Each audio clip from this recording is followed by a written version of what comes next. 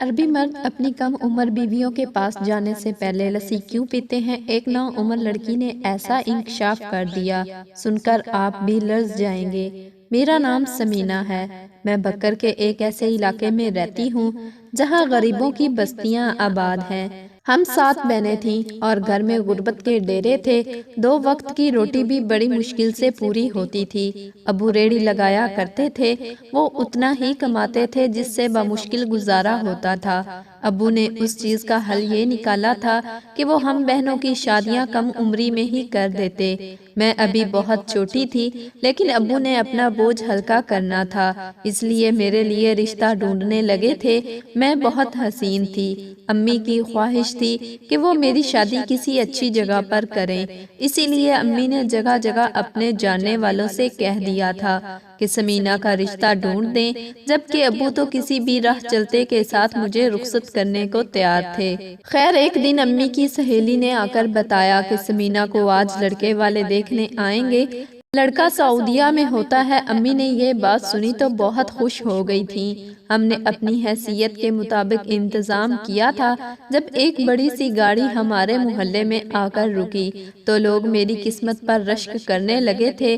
لڑکے کی والدہ نے مجھے دیکھتے ہی پسند کر لیا تھا۔ وہ کہنے لگی کہ لڑکی بہت حسین ہے، ہمیں اپنے بیٹے کے لیے یہ رشتہ منظور ہے۔ پھر سارا کچھ بہت جلدی طے پا گیا تھا۔ میرے والدین بہت خوش تھے۔ امی نے مجھے پٹی پڑھا دی تھی کہ جاتے ہی اپنے شوہر کو قابو میں کر لینا اور اس سے یہی فرمائش کرنا کہ مجھے اپنے ساتھ سعودیہ لے کر جائے، وہاں پھر تم اپنی بہنوں کے لیے بھی رشتے ڈھونڈ لینا۔ میں نے حامی بھر لی تھی اور یوں میں بیاہ کر سعد کے گھر آ گئی تھی۔ یہ گھر اتنا خوبصورت تھا کہ مجھے گمان ہونے لگا تھا جیسے میں جنت میں آ گئی ہوں۔ تھوڑی دیر بعد میرا شوہر کمرے میں آ گیا تھا۔ اس نے میرا گھونگھٹ پلٹا تو کہنے لگا، میں بہت خوش نصیب ہوں جو مجھے تم جیسی پیاری بیوی ملی ہے۔ میں یہ بات سن کر شرما گئی تھی۔ میرے شوہر نے مجھ سے کہا کہ وہ مجھے بہت جلد اپنے ساتھ سعودیہ لے جائے گا، تب تک وہ چاہتا ہے کہ ہم دونوں ایک دوسرے کو سمجھیں۔ وہ کہنے لگا کہ ازدواجی تعلق ہم اپنے حقیقی گھر جا کر ہی شروع کریں گے۔ مجھے بھلا کیا اعتراض ہو سکتا تھا؟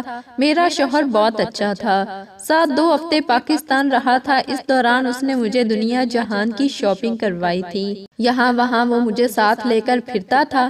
1-2 ہفتے میری زندگی کے سب سے خوبصورت ہفتے تھے، مگر یہ وقت بہت تیزی سے گزر گیا تھا۔ سعد واپس چلا گیا تھا اور پیچھے میرے لیے اداسی چھوڑ گیا تھا۔ میں اپنے شوہر کو یاد کر کے آہیں بھرتی رہتی تھی۔ میری ساس ایک اچھی خاتون تھی، انہوں نے میری دلجوئی کرنے کی بہت کوشش کی تھی۔ خیر سعد نے مجھے بہت جلد اپنے پاس بلا لیا تھا۔ جس دن میں نے سعودیہ جانا تھا میری خوشی کی انتہا نہ رہی تھی۔ میں اپنے شوہر کے پاس چلی گئی تھی۔ سعد بھی مجھے دیکھ کر بہت خوش ہوا تھا۔ اگلے ہی دن وہ مجھے سعودیہ کے ایک مہنگے ترین سیلون میں لے کر گیا۔ سعد نے مجھ سے کہا کہ وہ مجھے یہاں کے رنگ ڈھنگ میں ڈھال دے گا تاکہ میں اس کے ساتھ مس فٹ نہ لگوں۔ میں خوشی خوشی راضی ہو گئی تھی۔ سیلون والی لڑکی نے تو کمال ہی کر دیا تھا۔ میں تو پہلے ہی بہت خوبصورت تھی، اب تو بالکل پری لگنے لگی تھی۔ سعد بہت زیادہ خوش تھا۔ وہ کہنے لگا کہ کل ہمارے گھر ایک چھوٹی سی تقریب ہوگی، میں تمہیں اپنے دوستوں سے ملوانا چاہتا ہوں۔ میں مان گئی تھی، مگر میرے وہم و گمان میں بھی نہیں تھا کہ سعد کے تمام دوست عربی مرد ہوں گے۔ وہ عربی مجھے ایسے دیکھ رہے تھے جیسے ابھی کھا جائیں گے۔ میں بہت زیادہ عجیب محسوس کر رہی تھی۔ خیر شکر تھا یہ تقریب جلدی ختم ہو گئی تھی۔ سب لوگ اپنے گھروں کو واپس چلے گئے تھے۔ تب سعد کہنے لگا، سمینہ آ جاؤ، میں تمہیں ایک بہت پیاری جگہ لے کر چلتا ہوں۔ میں راضی ہو گئی تھی، لیکن مجھے کیا علم تھا کہ وہ پیاری جگہ میرے لیے جہنم ثابت ہوگی۔ سعد مجھے ایک ایسے گھر میں لے گیا تھا جہاں ایک وہی مرد بیٹھا تھا جو ہمارے گھر بھی آیا تھا اور مجھے گور گور کر دیکھ رہا تھا۔ سعد نے اس عربی مرد کے سامنے مجھے طلاق دی اور پیسوں سے بھرا بیگ اٹھا کر باہر نکل گیا تھا۔ میں روتی رہ گئی تھی۔ مجھے تو یقین نہیں آ رہا تھا کہ میرے شوہر نے مجھے ایک عربی مرد کے ہاتھوں فروخت کر دیا تھا۔ اس کا نام عبدالجبار تھا۔ اس نے مجھ سے زبردستی نکاح کر لیا تھا۔ میں بہت کم عمر تھی جبکہ وہ عربی مرد کم از کم 70 سال کا تو تھا ہی۔